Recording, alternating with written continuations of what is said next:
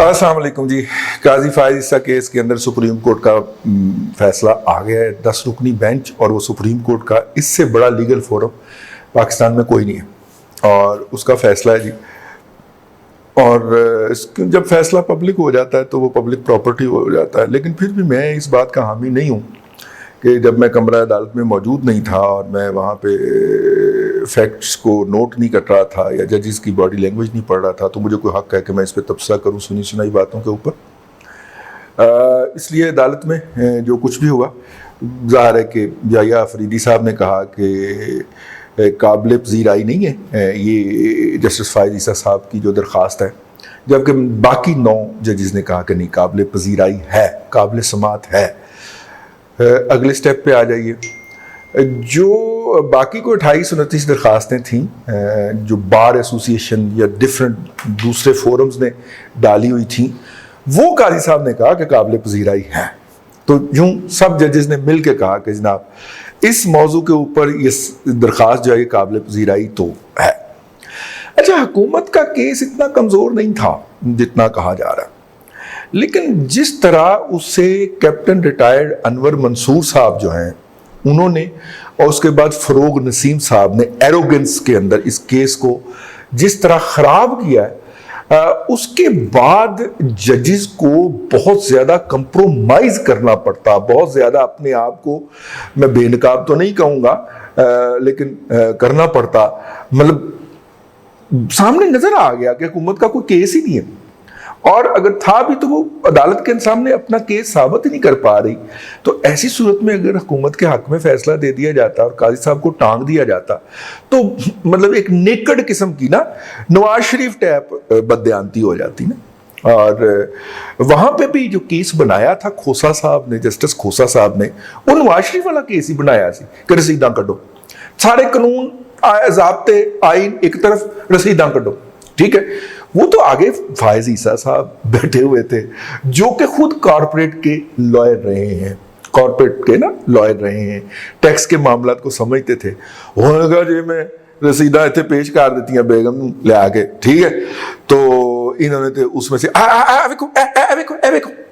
इन्होंने ऊपर से वो तानिया गूगल वाली और हमनवा जो हैं वो शुरू हो जाएंगे, और इन्होंने ए वेखो करके नाल साकब निसार वगैरह ने बह गए ते मैनू ज़िबा कर देना। लिहाजा उन्होंने बड़ा सेफ खेला कि अदालत के सामने अपना मौक़िफ़ भी पेश कर दिया और अदालत को कोई डॉक्यूमेंट कबल अज़ वक्त नहीं दिए जब तक कि उनका बाकायदा ऐलान नहीं हो गया और वो पूरी तरह रिपोर्ट नहीं हो गई।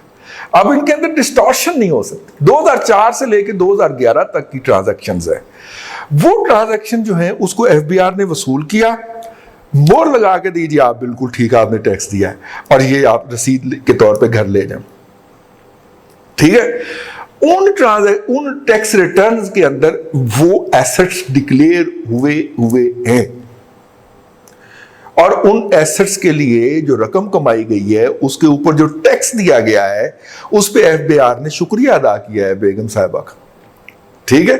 जो हमारे पाकिस्तान में अगर उनको बुलाया जाए तो हम जरीना खोसा कहेंगे या जरीना ईसा कहेंगे, और अगर उनको हम स्पेन में बुलाएंगे तो वो सरीना खोसा कहलाएंगे, क्योंकि एस और जेड की आवाज़ें जो हैं, जिस तरह हम पंजाबी जो हैं वो पेशावर कहते हैं और पख्तून जो हैं वो पखौर कहते हैं, और हम उनको पश्तून कहते हैं, वो खुद को पख्तून कहते हैं।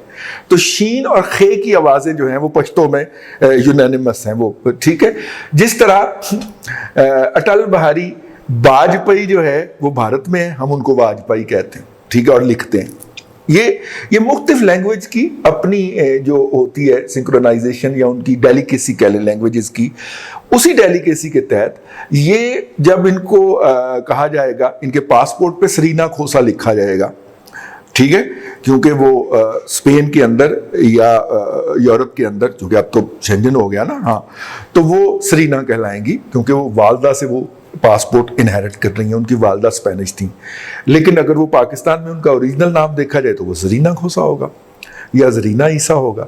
खैर, ये मैंने कहा कि ये इसके अंदर वजाहत कर दी जाए।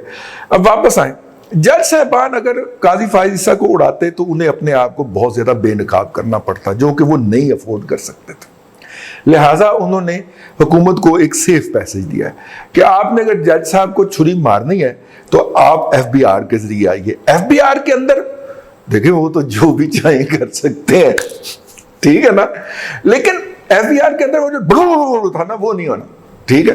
اب دیکھیں ابھی تک سوشل میڈیا کے اوپر بھی وہ ذرا ڈاؤن سے ہے, تو وہ نہیں ہو سکتا. وہاں پہ ظاہر ہے آپ جائیں گے, ٹیکس کا وکیل جائے گا ساتھ میں, اور وہ جا کے کمشنر کے گردن کو پکڑے گا کہ بھائی جان یہ میں نے آپ کو 2011 کے اندر 14 کے اندر ڈکلیئر کر دیا تھا, اور آپ کو اگر میرے اوپر کوئی اعتراض تھا تو 5 سال ہوتے ہیں ایف بی آر کے پاس, اب 6 سال ہو گئے, لیکن 5 یا 6 سال کی وہ ساری ٹائم لیمٹ گزر گئی ہے.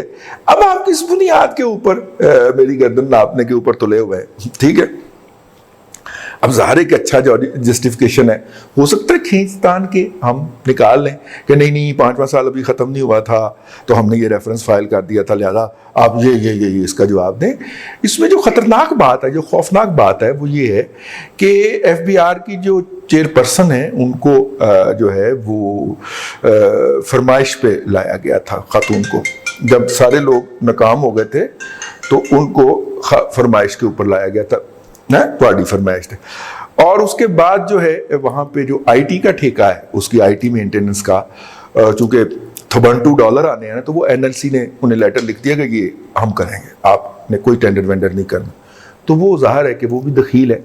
تو اس لیے کچھ بھی ہو سکتا ہے, خطرناک کام ہے, کچھ بھی ہو سکتا ہے, لیکن بہرحال اچھی امید رکھنی چاہیے, اور یہ امید رکھنی چاہیے کہ اگر 1% لا بھی پرویل کیا, 99% بددیانتی ہوئی اور 1% لا بھی پرویل کیا, تو جو پاسٹ اینڈ ڈن ٹرانزیکشن ہے اس کو اتنے سالوں کے بعد ری اوپن نہیں کیا جا سکتا, کوشچن نہیں کیا جا سکتا. یہ قانون کے اندر ان بلٹ ہے. خیر, ہم نے کہا کہ قاضی فائز عیسیٰ صاحب جو ہے وہ پہلے وار میں بچ گئے ہیں, تو ان کے اس پہلے وار میں بچنے پہ ان کو مبارکباد پیش کی جائے, جذباتی نہ ہوا جائے. اور آئندہ جو ان کے اوپر وار ہونا ہے, جو کہ میرا خیال ہے کہ زیادہ لیتھل ہوگا, کیونکہ ظاہر ہے کہ زخم لگے ہیں, اب وہ زخم چاٹیں گے, اپنے زخموں کے بس چاٹنے آئیں گے, تو وہ جو زخم چاٹیں گے تو اس کے بعد وہ جب نیا وار کریں گے تو پھر وہ نئے ہتھیاروں کے ساتھ اور نئی ٹیکٹکس کے ساتھ آئیں گے. تو دیکھیے قاضی صاحب کب تک سروائیو کرتے ہیں. اللہ آپ کو آسانیاں عطا کرے اور آسانیاں خلق خدا میں تقسیم کرنے کی توفیق عطا کرے.